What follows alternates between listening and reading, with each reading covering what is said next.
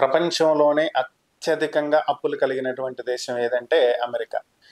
భారీగా అప్పులున్నాయి. దాదాపుగా $35 మిలియన్ అప్పు ఉంది అనేది ఒక అంచనా. సో అయితే మరి ఇంత భారీ అప్పుని ఎవరు తీరుస్తున్నారు అంటే ఇండియన్స్ తీరుస్తున్నారు. ఇది నేను చెప్తున్నది కాదు. అమెరికాకి చెందినటువంటి ఒక సంస్థ ఒక నివేదికలో వెల్లడించింది. భారత్ నుంచి అమెరికా వెళ్ళి H1B వీసాల మీద అక్కడ వర్క్ చేస్తున్నటువంటి ఉద్యోగులు ప్రతి ఏడాది $1.6 మిలియన్ అమెరికాకి అప్పులు తీరుస్తున్నారు. అమెరికాకు ఉన్నటువంటి అప్పుల్లో ప్రతి భారతీయుడు తమ వంతుగా $1.6 మిలియన్, అంటే వాళ్ళు సంపాదించినటువంటి సంపాదనకి వాళ్ళు కట్టేటువంటి ట్యాక్సులు, అక్కడ వాళ్ళు ఇండియన్స్ పెట్టినటువంటి కంపెనీలు, వాటి ద్వారా వస్తున్నటువంటి ఆదాయం, ఇవన్నీ మొత్తం క్యాలిక్యులేట్ చేయగా వచ్చినటువంటి అంశం.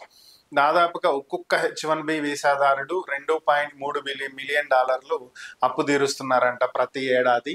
సో దీనివల్లే అమెరికా ఇంకా నిలబడగలుగుతుంది, ఈ రోజుకి స్థిరపడి ఉంది. ఇప్పుడు ట్రంప్ ప్రభుత్వం విధించినటువంటి వీసా ఫీజులు, H1B వీసాలకు ఇచ్చినటువంటి $1,00,000 ఫీజు, వీటన్నిటి వల్ల భారత ఐటీ నిపుణులు గనక రావటం మానేస్తే, అమెరికా నుంచి బయటకు వెళ్ళిపోతే అమెరికా పతనం ఇక్కడి నుంచే మొదలవుతుంది. దాదాపుగా $35 బిలియన్ అప్పు పేరుకుపోయేటువంటి అవకాశం ఉంది. వచ్చేటువంటి 10 ఏళ్లలో అమెరికా పూర్తిగా అప్పుల్లో కూరుకుపోయి ఎదగలేనటువంటి స్థితికి వెనక్కి తిరోగమన పయనం చేస్తుంది అని చెప్పి ఒక సంచలనమైనటువంటి నివేదికనే వెల్లడించారు. దాదాపుగా అమెరికాలో H1B వీసాలు పొందుతున్నటువంటి వారిలో 80% మంది భారత్ నుంచి వెళ్తున్నటువంటి వాళ్ళే ఉన్నారంట.